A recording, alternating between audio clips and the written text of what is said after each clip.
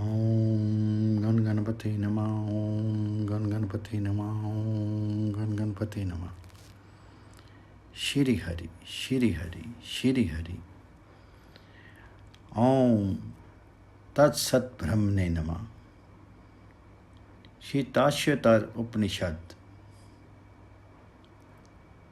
नित्यानंदम निराधारम निखिल आधारम व्ययम निगम आद्यगतम नित्यम नीलकंठम नमाम्यहम्। शांति पाठ। ओम सहनावतु सहनो भुनक्तु सह वीर्यम कर्वावहि तेजस्य नावधीतमस्तु मा विद्यावशावहि। ओम शांति शांति शांति। वे परमात्मा हम आचार्य और शिष्य दोनों की साथ साथ रक्षा करें, हम दोनों का साथ साथ पालन करें, हम साथ साथ विद्या संबंधी सामर्थ्य प्राप्त करें, हम दोनों का पड़ा हुआ तेजस्वी हो, हम द्वेष नहीं करें, त्रिविध ताप की शांति हो। ओम। श्री ताश्यतर उपनिषद में प्रथमोध्याय संबंधवाच्य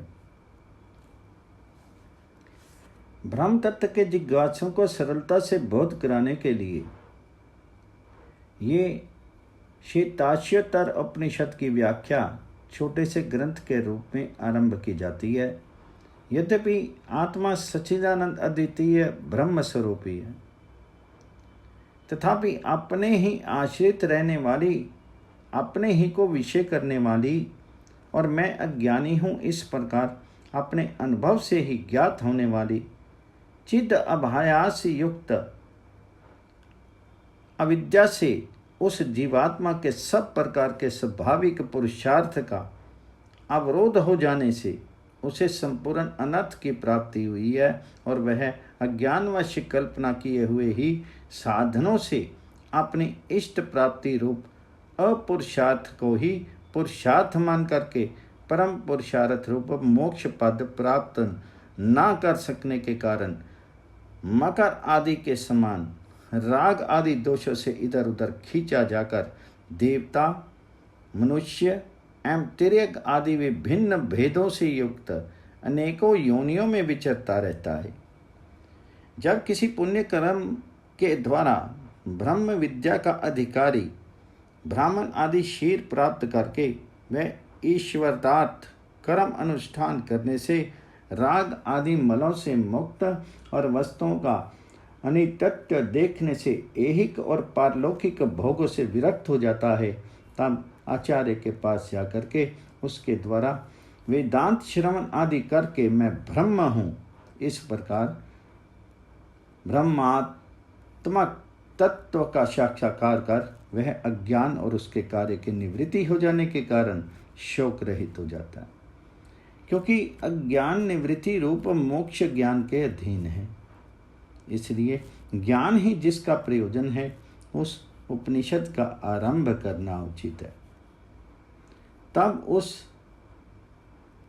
ब्रह्मात्म तत्व के ज्ञान से अमृत तत्व प्राप्त होता है। उसको जानने वाला इस लोक में अमृत मुक्त हो जाता है। मोक्ष प्राप्ति के लिए कोई दूसरा मार्ग नहीं है। यदि यहाँ उसे ना जाना तो बड़ी भारी हानि है। जो इसे जानते हैं वे अमर हो जाते हैं। यदि पुरुष ये परमात्मा मैं ही हूँ ऐसा जान ले तो वह क्या इच्छा करता हुआ किस काम के लिए शीर के पीछे संतप्त हो। उसे जान लेने पर जीव पाप कर्म से लिप्त नहीं होता, आत्मज्ञानी शोक के पार हो जाता है। उसका अनुभव कर लेने पर मृत्यु के मुख से छूट जाता है। इसे जो बुद्धि रूप गुहा में छिपा हुआ जानता है, हे सौम्य, वह अविद्या रूप ग्रंथि को छिन्न भिन्न कर देता है। उस प्रावर ब्रह्म आदि देवताओं से भी उत्तम परमात्मा का साक्षात्कार कर लेने पर उसके हृदय की ग्रंथि टूट जाती है, सारे संशय कट जाते हैं तथा समस्त कर्म क्षीण हो जाते हैं। जिस प्रकार नदियां बहती हुई अपने नाम और रूप को छोड़ करके समुद्र में लीन हो जाती हैं, उसी प्रकार विद्वान नाम और रूप से मुक्त होकर के पर से भी पर दिव्य पुरुष को प्राप्त हो जाता है। वह जो कि उस पर ब्रह्म को जानता है ब्रह्म ही हो जाता है। हे सौम्य, जो भी उस छायाहीन अशरीर अलोहित शुद्ध अक्षर ब्रह्म को जानता है वह सर्वज्ञ हो जाता है, वह सब कुछ जानता है। उस जानने योग्य पुरुष को जान करके जिससे मृत्यु तुझे व्यथित ना करे, उस अवस्था में एकत्व देखने वाले पुरुष को क्या मोह और क्या शोक हो सकता है। ज्ञान से अमृतत्व को प्राप्त होता है। बुद्धिमान लोग उसे समस्त प्राणियों में उपलब्ध कर मृत्यु के पश्चात इस लोक से जाकर के अमर हो जाते हैं।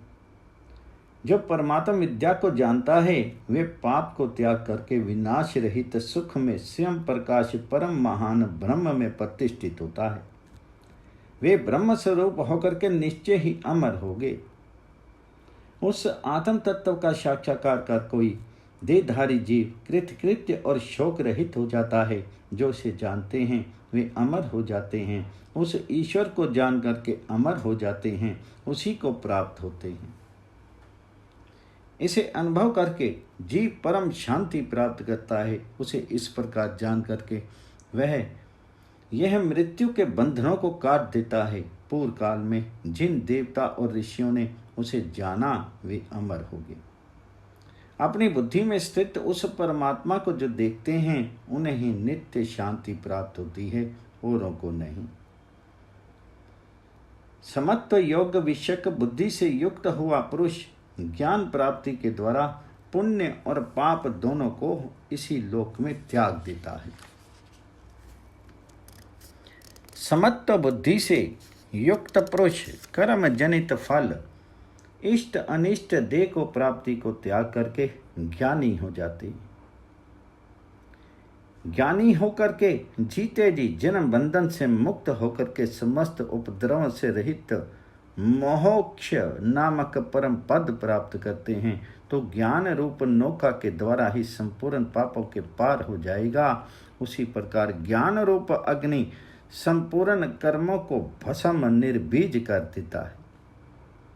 हे भारत, इस गौतम शास्त्र को जानकर ही मनुष्य बुद्धिमान और कृतकृत्य होता है। फिर मुझे तत्वता जान करके तत्काल मुझ ही में प्रवेश कर जाता है।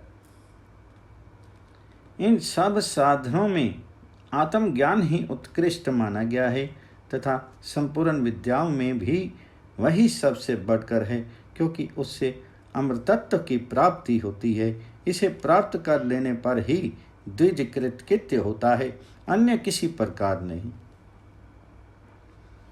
इस प्रकार जो मन ही मन संपूर्ण प्राणियों में आत्मा को ही देखता है, मैं सब में साम्य बुद्धि को प्राप्त करके सनातन ब्रह्म को प्राप्त हो जाता है तथा सम्यक दृष्टि से संपन्न होने के कारण वह कर्मों से बंधन को प्राप्त नहीं होता। जो पुरुष इस दृष्टि से रहित हैं वह संसार को प्राप्त होते हैं।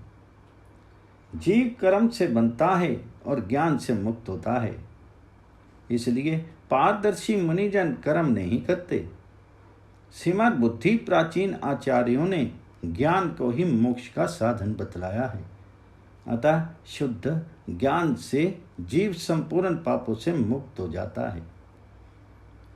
इस प्रकार मृत्यु को अवश्य होने वाली जान करके विद्वान ज्ञान के द्वारा नित्य तेज स्वरूप ब्रह्म को प्राप्त होता है। इसके सिवा उसके लिए कोई और मार्ग नहीं है। उसे जान लेने पर विद्वान प्रसन्न चित्त हो जाता है। परमात्मा के ज्ञान से जीव को अत्यंत की शुद्धि मानी गई है।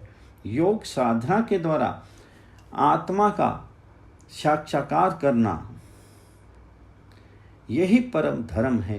आत्मज्ञानी शोक से पार होकर के मृत्यु, मरण अथवा किसी अन्य कारण से होने वाले भय, इनमें से किसी से भी नहीं डरता।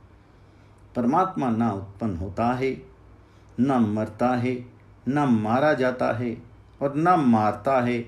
वह ना तो बांधा जाने वाला है और ना बांधने वाला है, तथा ना मुक्त है और ना मोक्षप्रद ही है। उससे भिन्न जो कुछ है वह असत्य ही है। इस प्रकार श्रुति, स्मृति और इतिहास आदि में ज्ञान ही मोक्ष का साधन जाना जाता है।